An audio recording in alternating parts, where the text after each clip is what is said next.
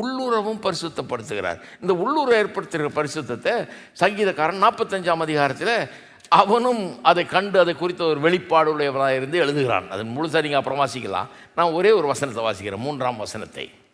இந்த 3ஆம் வசனத்தில் இங்கிலீஷில் வாசித்தீங்கன்னா குழம்பிடுவீங்க. ஏன்னா இங்கிலீஷில் எப்படி மொழிபெயர்த்துறாங்க, சில மொழிபெயர்ப்பில் the king's daughter is glorious within her palaces அப்படின்னு, அவருடைய அரண்மனையிலே அதற்குள்ளே இருக்கிறவள் ரொம்ப அழகாக இருக்கிறார் அப்படின்ற மாதிரி சொல்லிட்டாங்க. ஆனால் அப்படி சொல்லலையாம். தமிழில் கரெக்டாக மொழிபெயர்த்துட்டாங்க பாருங்கள். அதனால தான் நான் 2 மொழியில் பிரசங்கம் பண்ணுறது எனக்கே ரொம்ப பிரயோஜனமாக இருக்குது. தமிழில் என்ன அழகாக சொல்லியிருக்கு பாருங்கள். தமிழில் சொல்லியிருக்கு 45:13, ராஜகுமாரத்தி உள்ளாக பூரண மகிமை உள்ளவள்.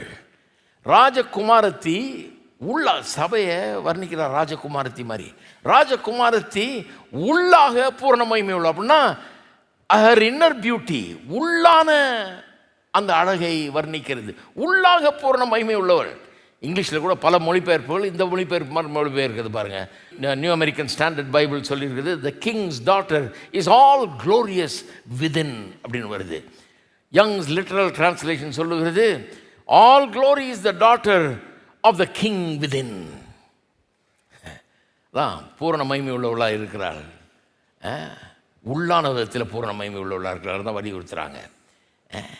இப்படி பல மொழிபெயர்ப்பு, ஒரு 4 மொழிபெயர்ப்பு லிஸ்ட் பண்ணியிருக்கேன். பல மொழிபெயர்ப்புகள் இது சரியான விதத்தில் அப்படி மொழிபெயர்ப்பு. என்ன சொல்ல வர்றாங்க, சபையானது பூரண மகிமை உள்ளதாக இருக்கும். எப்படி வெளியே மட்டும் இல்லை, கரைதரை நீங்கிறது மட்டும் இல்லை, உள்ளேயும் பரிசுத்தமானதாக இருக்கும். இங்கே 2 வார்த்தை பயன்படுத்துகிறார், பரிசுத்தமும் பிழையற்றதும்னு. அதில் பரிசுத்தம்ங்கிறது தான் இப்போ சொல்லிட்டு இருக்கிறேன்.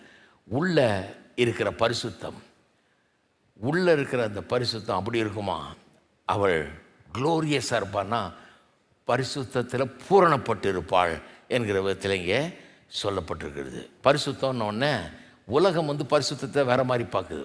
ஒருத்தர் பரிசுத்தமாக இருக்கிறாரு அல்லது நீதி உள்ளவர்னு சொன்னால் உலகம் எப்படி அவரை பார்க்குதுடா. பரிசுத்தம் அல்லது நீதினா என்னென்னு புரிஞ்சு வச்சுருக்குது உலகம். பொய் சொல்கிறதில்ல, திருடுறதில்ல, கெட்டது செய்கிறதில்ல, தவறாக பேசுகிறதில்ல, இதுதான் பரிசுத்தம்னு அவங்க நினைக்கிறாங்க. உலகத்தில் பரிசுத்தத்திற்கு விளக்கம் இதை செய்கிறதில்ல, அதை செய்கிறதில்ல, சிகரெட் பிடிக்கிறதில்ல, குடிக்கிறதில்ல, அதை பண்ணுறதில்ல, இது பண்ணுறது, இன்னும் ஒரு லிஸ்ட்டை கொடுப்பாங்க. இதெல்லாம் பண்ணுறதில்ல, சந்தோஷம், பண்ணக்கூடாது தான். ஆனால் பரிசுத்தம் வேதவசனம் வெறும் அப்படி சொல்லலை, அது ஒரு சிறிய அம்சம்தான். வேதவசனம் சொல்கிற பரிசுத்தம் ஒருத்தன் பரிசுத்தமாக இருக்கிறான்னா வெறும் இதெல்லாம் செய்கிறதில்லை, இந்த மாதிரி கெட்ட காரியங்கள்லாம் செய்கிறதில்லைன்ற அர்த்தத்தில் சொல்லலை. ஒருத்தன் பரிசுத்தமாக இருக்கிறான்னா கடவுள் எப்படி இருக்கிறாரோ அப்படி இருக்கிறான் என்கிற விதத்தில் தான் வேதவசனம் பரிசுத்தத்தை போதிக்கிறது.